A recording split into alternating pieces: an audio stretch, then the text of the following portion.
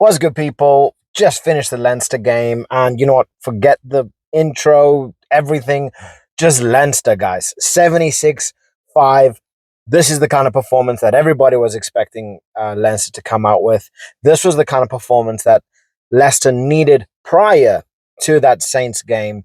And honestly, I feel if this was to happen, we would have seen a Leinster side that is potentially in the Champions Cup final. I'm not taking anything away from the Saints. I am a Saints supporter.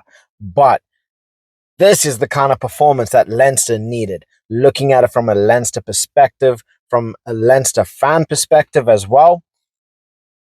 If Leinster had to go in to the Saints game with a win like this over the Scarlets, if Leinster had to go in to that Scarlets game with a team like this, doing pretty much what they did today, 49th minute, bring on a whole bunch of elite players, bringing on your Porters, your Gibson Park, so on, playing a good amount of players in the first half. They played phenomenally. They played well. They played much better. Seeing that second half come in, 49th minute, powerhouses coming on, continuing the destruction, pushing on forward. We could have seen a completely different Champions Cup semi-final. I'm just saying. This game was spectacular. This was a supporter. This was a fan's game that you want to watch. This is the kind of game that you want to be seeing from Leinster. Not that bloody shit Scarlets, bloody performance where they wanted to play their B team prior to a Champions Cup semi-final, then expecting your team to be playing on an elite level effectively. No. I'm talking to you guys as a rugby supporter. Not as any specific supporter, as a rugby fan, as a person that loves to watch the game. And this was how the game is meant to be played. Effortless passing, effortless tackling. The game plan was on point. We saw the Saracens do something similar earlier on today, and my word, did bloody Leinster pull off such a performance.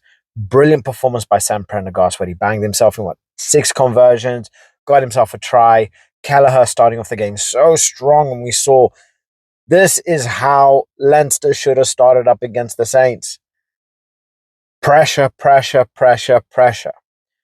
Kelleher, second minute, third minute, gets himself a try. Elite. Absolutely, absolutely elite. These players were on it today. And yes, this is Zebre. They are by no means one of the most dangerous sides in world rugby. But it was the effort.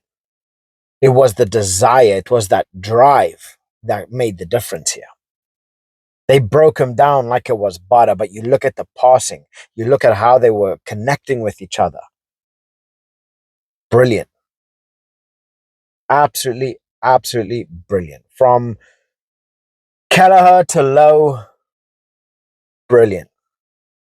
I don't understand these decisions. Now that you're out of the Champions Cup, you decide, I'm going to play everyone as I need to? And still, again, Andrew Porter on the bench. Start the man. Start Andrew Porter. Why is he on the bench? I understand that the bench is still used, but start him. For Pete's sake. You have a man in his prime not starting a game. He is a kind of player that should be playing 55, 60 minutes and then getting subbed. Not a person that is coming on for the last 15 minutes of the game. This is Andrew Porter we're talking about. That guy, he can practically win games for you by himself. But yet you're starting him on he's coming on in the 49th minute? No. He should be starting the game. And then the player to be subbed on let's say the 49th, 50th, 60th minute. He is the person that should be being subbed off. So I can understand why Leo Cullen is getting bloody hate mail and threats, because some of these decisions are stupid. Again, you know what? Let me start Geordie Barrett up against Zebre. Why not start him up against bloody Northampton Saints, the person and the tournament that you literally brought him in for? But no, you leave him on the bench. It's like they wanted to lose. Look at the performance that Jordie Barrett put in. Look at what happens when you play him. Him and Ringrose were phenomenal. They were bloody brilliant. Jordie Barrett, that's what he brings. Again, if Jordie Barrett had to start that that Saints game, we would have seen a completely different result. Barrett needs a bit of time to cook. He needs a bit of time to get things going, to start making, death. Because that's what he does. You can't expect him to come on the pitch 10 minutes, 15 minutes left and expect him to redline. Look at his performance today. The guy was absolutely... Jordie Barrett, this is what happens when you start him. You brought him in for your Champions Cup. Play him.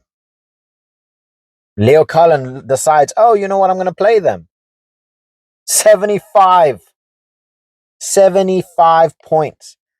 And this is taking consideration Zebre. Zebre is still a very, very good team. They are not to be underestimated. But now we take into consideration any of the other teams. They could have put 30, 40 points past them with a performance like they did today. Certain decisions are stupid that Cullen makes. Again, I'm talking from a fan's perspective. I'm not talking as anyone that has any coaching badges or in management. But you look at the game. I speak what I see, right?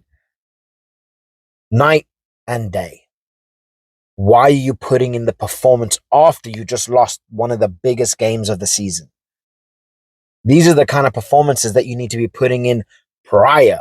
This is the kind of performance that needed to be put in up against the Scarlets to lead into the Saints, coming in with motivation. How pumped would these players have been if they had to bang 75 points past the Scarlets? You know what? No, let's not even say 75 points. Let's say they were to put 35 points past the Scarlets. Coming in on a high. Andrew Porter, let's say he's had 20 minutes. Gibson Parks had 20 minutes. All of these other players, they've had time. They've had that time on the pitch. And then they come into the Saints game on a high with a win, bloody killing everybody. But no, they come on cold. They come on apart. I don't know. Is Leo Cullen the man? We've seen what Leinster are capable of. We've seen what the game plan can do. So Leo Cullen obviously isn't an idiot. But it's decision-making at crucial moments, which makes or break a season. And honestly, they ruined that Champions Cup themselves. They have nobody else to blame but themselves. I don't know. But I do want to end this on a high. Prendergast was looking phenomenal. Ringrose was looking phenomenal. Lowe was looking phenomenal. The entire bloody Leinster side was just on fire. Whenever anybody on that got that ball, you knew it just felt like something was going to happen. It felt like they were there. They were present. The runs were hard. They were carrying so well. The layoffs were brilliant. Leinster played Leinster ball. And that is what everybody needed them to do. What a bloody performance. And for all you Leinster fans, should Cullen stay or go? That's my question for you. Should he stay or should he go? Should I stay or should I go now? But guys, comment section below. Please like and subscribe. Sorry if the video is a little bit dark. I literally was out and about, so I am kind of covered by a tree. So please like and subscribe as always, and catch you guys in the next one. Bye.